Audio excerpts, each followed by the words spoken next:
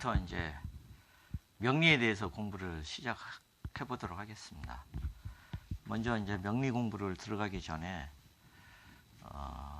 인간이면 누구나 그 미래가 불안하잖아요, 그죠? 그래서 이제 미래를 예측하기 위한 다양한 술수가 동서양을 막론하고 다 존재를 했습니다. 그런데 이제 동양에서는 그렇게 미래를 예측하는 변화의 학문을 이제 역학이라고 했습니다.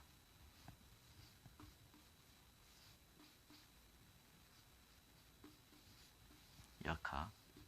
그러니까 이거를 이제 그대로 하면, 한자 뜻 그대로 하면 이건 이제 바꾸다는 뜻이잖아요. 바꾸고 새로워지다 이런 의미인데, 항상 새롭게 바꾸어지고 변화되는 그 변화를 연구하는 학문이 되는 거죠. 또 그래야 미래의 변화를 예측할 수 있는 거잖아요. 그죠? 그래서 이제 우리가 이제 앞으로 공부하게 될 음양오행의 이 공부도 이 역이라는 변화의 관점에서 고민하고 연구를 하게 됩니다. 그러면 이제 이 역은 어디서 이제 왔느냐? 이게 해와 달의 글자의 조합이다. 이게 이제 정설입니다. 해와 달의 글자의 조합. 물론 이제 도마뱀의 모습에서 수시로 변화하는 도마뱀 모습에서 따온 상형화된 문자다, 이런 설도 있습니다. 근데 이제 그거는, 이게 정설은 이제 정확하게 어떤 게 정설인지 모르죠. 이제 도마뱀 모습에서 이제 이걸 하면 이제 이제 이렇게 된다는 거죠. 이게. 근데 이제 여기서 우리가 중요하게 봐야 되는 거는 해와 달, 음양이 만나서 만들어내는 그 변화를 예측하려는 그 시도, 또 음양의 변화를 이용해서 자연의 변화뿐만 아니라 인간의 운명도 예측하는 어떤 로직을 만들려는 그런 노력, 또 그런 학문이 이제 역학이고 명리라는 거죠. 그래서 이 역에 대한 그 본질을 가장 잘 설명하는 그 세 단어가 있습니다. 그게 이제 첫 번째가 그게 이제 변역입니다. 변역. 두 번째가 이제 간역이고요.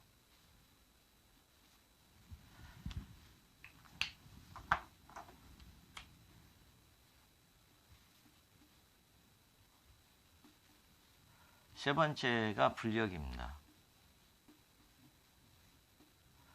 변역은 만물은 수시로 변하지 않는 게 없다는 거예요. 그렇죠? 우주 자체가 항상 변하니까. 그래서 항상 변하는 게 그게 이치죠, 사실은. 그리고 이제 간역이라는 거는 그 변화 속에서, 그 무수한 변화 속에서 변화하는 그 원리 안에는 간단한 이치가 숨겨져 있다는 거예요. 그러니까 변화 속에는 간단한 원리가 있는 거예요. 우리식으로 얘기하자면 이제 음양오행이 되는 거죠. 그죠?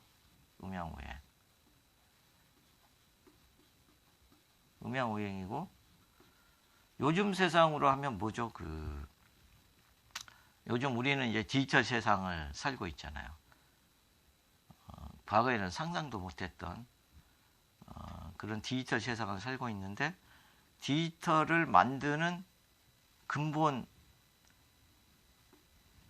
이치는, 근본 원리는 0과 1의 이진법 안에 있는 거죠. 그죠?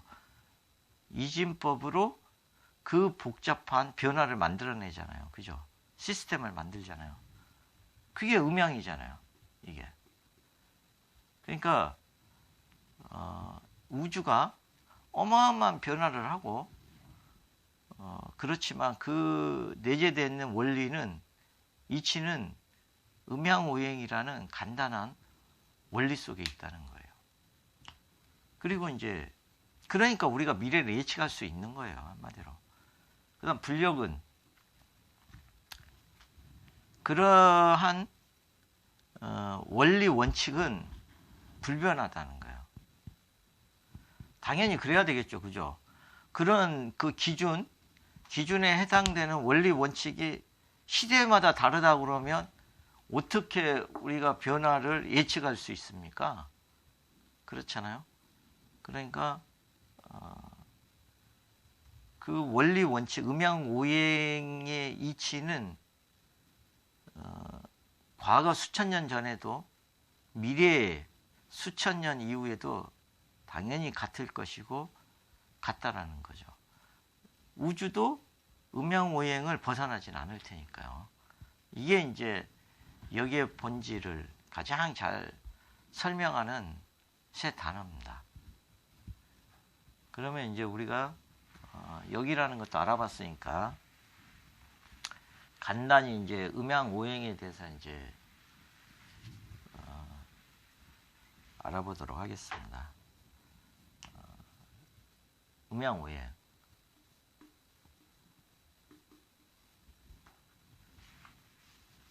음과 양.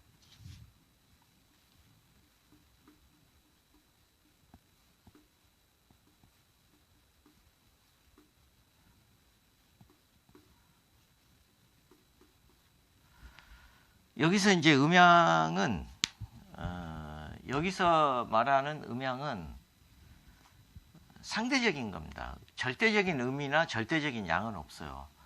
그러니까 홀로 존재하는 것은 음양이 없는 겁니다. 그건 그냥 하나예요. 홀로. 그래서 이걸 합하면 그냥 하나의 기운일 뿐이에요. 만약에 이게 합체가 된다면. 근데 어떤 하나의 기운이 분리가 되면 반드시 거기에는 음양이 존재를 한다는 거죠. 그래서 음양이라는 건 상대성으로 존재를 해요. 상대적. 인식을 할 때도 상대적인 인식으로 음양을 구별을 하는 겁니다. 그러니까 가령 뭐 지상 3층이 음이냐 양이냐 그러면은 의미가 없다는 거죠. 지상 3층은 지하 2층에 비하면 당연히 양이죠. 그죠? 그렇지만 5층에 비하면 또 음이잖아요. 그죠? 그러니까 이렇게 비교하면은 양인데 또 이렇게 비교하면 음이 되는 거니까. 그러니까 이렇게 이제 상대적이라는 거예요. 이렇게 산을 비유를 해도 산과 물을 비유했다 칩시다. 그러면은 계곡물은 저 밑에 있고 산은 우뚝 솟아 있으니까 형태로 보면 이게 양, 이게 음이지만 형태로는 그래요. 그러나 동적인 걸로 보면 이거는 정적이죠. 이거는 동적이죠. 매번 움직이잖아요, 물은. 그러니까 어떻게 했어요?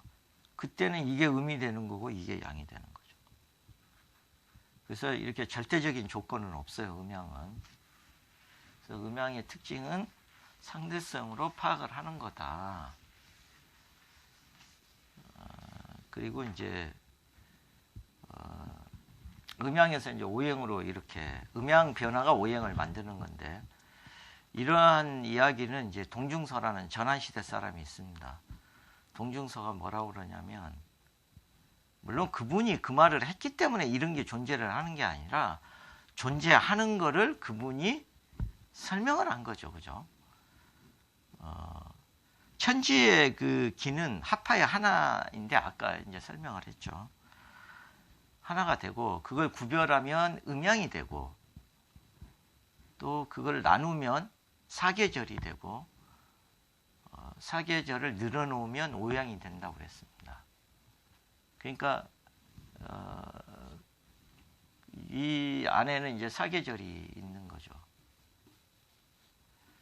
근데 고대인들은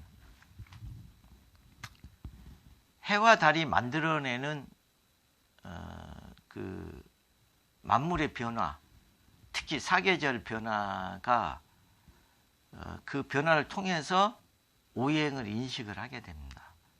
그게 그래서 이제 이 오자라는 글자를 보면요, 이 오를 천지가 이렇게 만나서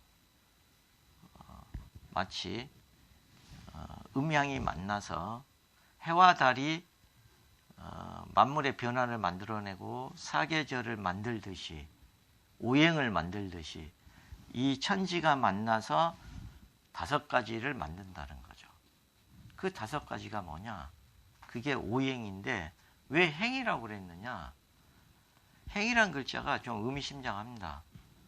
서양에는 사후원소설이라고 그래서 뭐 어떤 사물을 지칭한다면 동양에서는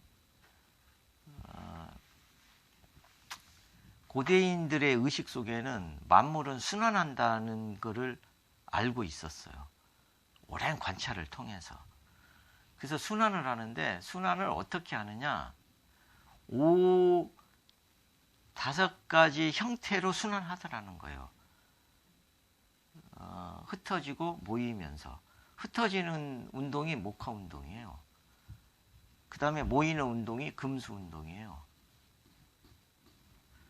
이제 중간에 개입된 게 토예요. 그러니까 가령 제가 이렇게 물체를 던졌어요. 그럼 여기에는 오행 운동이 있는 겁니다. 여기서 가만히 있는 이 상태가, 밑바닥에 있는 상태가 수고, 제가 이렇게 던졌을 때 위로 오르는 이 운동이 목 운동이에요. 가장 정점이 이제 화 운동이죠. 여기서 이렇게 방향을 턴을 하는 게 토 운동이에요. 그리고 다시 아래로 다운이 되는 게 이게 금 운동이에요. 그리고 다시 이게 밑바닥에 와서 멈춘 이 상태가 수 운동이죠. 그러니까 순환하는 모든 거는 다 오행의 형태로 순환하게 돼 있습니다. 그거를 고대 사람들은 이미 인식을 했다는 거예요. 그래서 행자를 붙인 겁니다. 아시겠죠? 그렇기 때문에 음양오행은 관념사상이 아니에요. 과학이고 자연철학인 거예요. 음양오행은.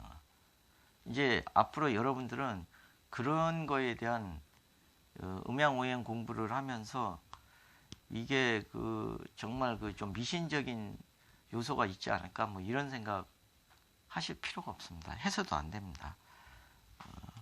그렇기 때문에 이제 앞으로 우리가 공부할 음양오행을 이제 다음 시간에 이제 계절을 통해서 오행을 좀 더 공부를 할 텐데요. 이 목과 화 운동이, 이 운동은 분산, 발산, 팽창하는 운동이에요. 이 운동은. 그리고 금수 운동은 수렴하고 응축되는 운동이고, 그러니까 분열, 팽창과 수축, 여기는 이제 수축이 되는 거죠. 여기는 팽창이 되는 거고, 팽창과 수축, 중간에 이제 토가 개입을 해요. 팽창과 수축을 반복하는 것이 우주의 본 모습이다, 이렇게 본 거죠. 실제 빅뱅 이론에서도 그렇게 이야기를 합니다. 되돌림 현상으로 우주는 수축과 팽창을 반복한다. 앞으로 이제 우리도 이러한 생각을 이제 머릿속에 염두에 두면서 다음 오행에 대해서 또 공부를 해보도록 하겠습니다.